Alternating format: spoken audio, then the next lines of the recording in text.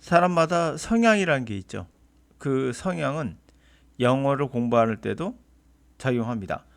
그 작동되는 성향이 때로는 도움도 되고 때로는 걸림돌도 됩니다. 그것은 바로 이런 겁니다. 특히 완벽주의자, 퍼펙셔니스트가 대표적인 문제가 되는 건 그대로 완벽하고 싶어 하거든요. 그래서 틀릴 수 있다는 것을 굉장히 혐오하게 되죠. 근데 누구나 틀릴 수 있습니다. 그것은 인간이니까요. 여러분들 신이 아니에요. 근데 누구나 틀릴 수 있고 그래도 괜찮아요. 틀리면 어때요? 이런 생각을 가지셔야 돼요. 영어, 저도 틀릴 수 있습니다. 누구나 인간이니까요. 정답을 찾는 습관이 사실 문법을 벗어날 수 없게 만들고 문법이 정확하다고 생각을 합니다. 그럼 자연스럽게 분석을 하게 되죠. 그럼 어떤 걸까요? 이런 겁니다. 자, 완벽해지고 싶다. 그러니까 정확하고 싶다란 말이죠. 이 정확이란 말은 어찌 보면 되게 좋은 말 같지만은 누구도 정확하다는 말에 현혹돼서 문법에서 벗어날 수 없어서 결국에는 엄청난 시간을 낭비하게 되는 결과가 초래됩니다. 자, 예를 들어서 뭔가 들어와요. 인풋이죠. 어느 단어가 들어왔습니다. 또 문장이 들어와요. 소리를 통해 들어올 수도 있고 눈으로 들어올 수도 있고요. 사람마다 경험하는 바가 다릅니다. 그러면 사람이 어떠한 이와 같은 붕어빵 같은 기계가 있다 생각해 보세요. 그렇다면 이 들어온 정보를 누구는 사랑으로, 누구는 삼각형으로 해석을 해서 누구는 이렇게, 누구는 약간 늘어지게, 누구는 완벽하게 늘어지게 변화를 줄 수 있습니다. 인간이기 그래요. 자신이 경험한 것들이 반드시 해석에 작용하게 되거든요. 이건 어쩔 수 없는 겁니다. 그래서 나는 그렇게 말하지 않은데 넌 그렇게 받아들였어? 우리말도 그렇게 하잖아요. 하물며 이게 시도 분석하며 정답을 찾는 나라거든요, 우리나라가. 근데 실제로 아주 코미디 같은 일은 이 시를 썼던 저자도 나도 몰랐던 정답이라고 하죠. 이거 정말 여러 사례로 있습니다. 그러면 시를 쓴 사람은 그런 의도로 쓰지 않은 거예요, 인풋을요. 근데 해석하는 사람이 다르게 해석한 거죠. 그렇다 하더라도 이거에 대해서 누구도 시인도 반박할 수는 없습니다. 그것은 예를 들어 음악을 듣는데 사랑의 노래를 들어요. 근데 어떤 사람은 이건 부모에 대한 사랑으로 느끼는 사람이 있고 어떤 분은 애인에 대한 사랑 또는 아기에 대한 사랑, 친구에 대한 우정으로 해석하는 사람도 있어요. 그게 바로 인간이 갖고 있는 오토매틱이죠. 자, 오토매틱이라는 걸 꼭 잊지 마세요. 인간은 뭐라고요? 오토매틱이에요. 자동화되어 있습니다. 자동화되어 있지 않고 이것을 하나하나 분석을 해서 한다면 정답이 이렇게 나올 것 같지만 나올 수도 있죠. 가능성이 더 높아질 겁니다. 그러나 여러분들은 소탐대시라고 들어보셨죠? 작은 것을 탐하다가 큰 것을 놓친다라는 뜻이에요. 예를 한번 들어볼게요. 여러분 길거리 걸어갑니다. 걸어가는데 혹시라도 걸으면서 내가 어떻게 걸어야지라는 생각을 해본 적은 없죠. 그냥 자동화되어 있습니다. 근데 걷다가 자동화되어 있다 보니까 돌출된 돌이나 그런 거에 발이 치여서 헛디디기도 하고 넘어지기도 합니다. 때로 그럴 수 요소가 있죠. 그걸 막기 위해서는 우리는 땅을 보면서 분석하며 가야 돼요. 돌이 있나 없나 하나하나. 지뢰밭 찾듯이. 그렇다면 100m를 가는데 1시간이 걸린다고 합시다. 어떤 사람은 100m를 단 1분 만에 가요. 그 대신에 가는 길에 가끔씩 돌부리 치기도 하고 또는 발을 헛디기도 합니다. 누가 더 큰 이득을 볼까요? 바로 실수하는 사람이에요. 언어도 내가 실수하지 말아야지라는 생각을 버리시고 그냥 막 집어넣고 그리고 나오는 풀빵은 사랑이 나올 수도 있고 또는 삼각형이 나올 수도 있고 다른 형태가 나올 수 있어요. 그렇다 하더라도 그건 온전히 여러분의 거예요. 그러므로 너무 이 정답을 찾아야겠다는 생각에 강박관념처럼 뭔가 이들은 정확한 말을 했을 거야 라는 생각에서 벗어나서 그 사람도 대충 말할 수 있다는 걸 꼭 명심하시고, 자, 두 번째는 뭐냐면요, 첫 번째는 나도 틀릴 수 있고 여러분 틀릴 수 있고 모두 다 틀릴 수 있다. 그것을 막는 방법이 번역이다라는 거예요. 근데 번역은 문제가 한 지문을 해석하는 것도 얼마나 걸리죠? 때로는 1시간 걸릴 수 있다. 이것은 자동이 아닙니다. 번역은 그래요. 그래서 문법이 번역을 위한 도구인 거예요. 그럼 여러분 번역이 아니라 독해를 위한 거죠. 여러분만 알면 되는 겁니다. 여러분만 이해하셨으면 돼요. 자, 이 문장 같은 게 특별한 경우가 바로 유머라는 단어인데, 우리 유머라면 다들 뭐 웃음, 유머라는 뜻으로 다 알고 있잖아요. 이 문장에서는 과연 그럴까요? 읽다 보면은 유머가 전혀 떠오르지 않습니다. 그러면 이 유머는 뭘까? 순간적으로 버릴 건 버려야 됩니다. 우리가 모든 단어를 알 수 없듯이 우리도 한글 모든 걸 다 알고 있진 않잖아요.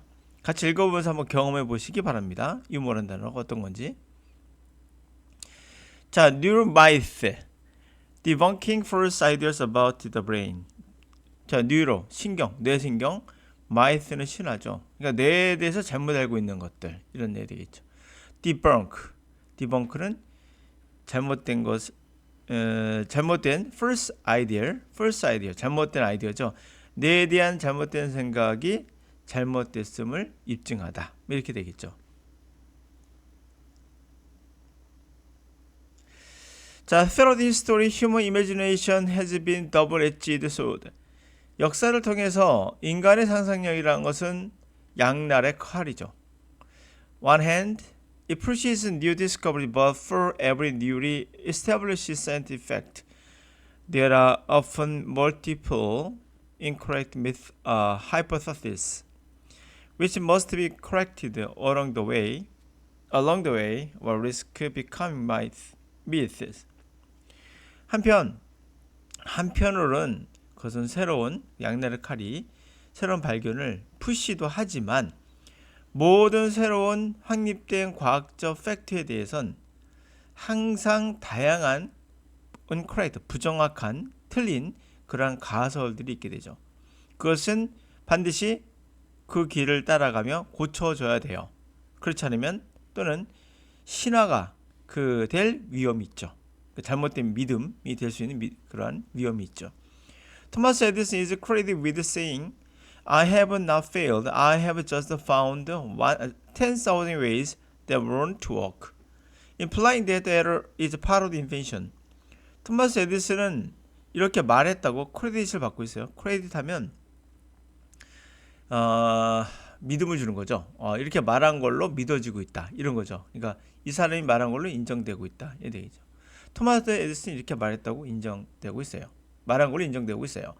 나는 실패하지 않았다. 나는 단지 만 개의 방법, 작동하지 않는 만 개의 방법을 찾았을 뿐이다, 이런 거죠. 이것이 imply, 암시하고 있는 것은 에러는 발명의 일부라는 거죠. Unfortunately, if errors or partial truths get circulated long enough, they can lead to a false echo chamber of repetition and such truth where none exist.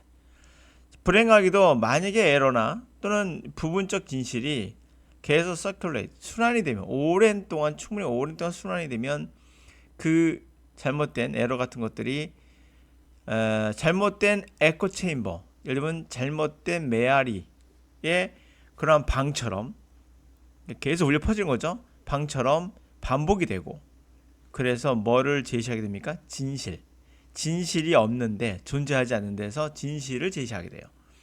예를 들어서 Even though the humors have been discredited for centuries, some still believe in the myth that blood types, blood being one of the four humors, can determine personalities.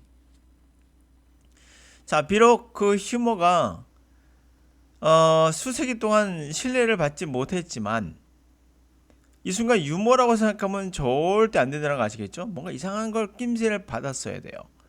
직관, 오토매틱입니다. 내가 알고 있는 것도 절대 받아들이지 않는다. 오토매틱은 전체 맥락을 무시할 수 없죠.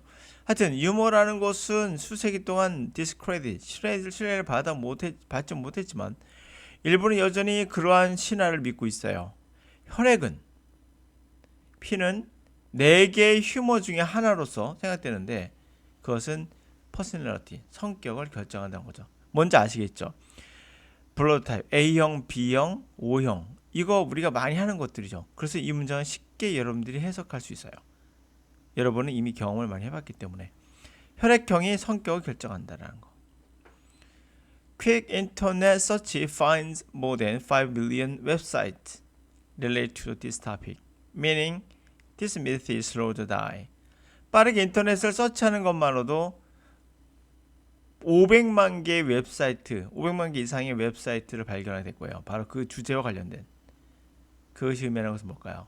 바로 이 신화라는 게 참 죽지 않는다. Die, to slow to die. 참 죽지 않아요.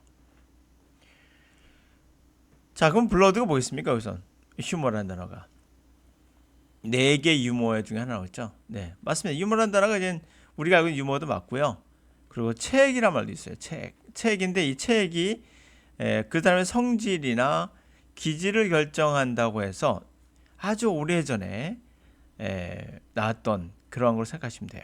그 4가지 책이 있고 성격이 4가지로서 분류된다. 그게 유머가 몸의 어떤 체액에 따라서 그렇게 얘기가 된다고 합니다.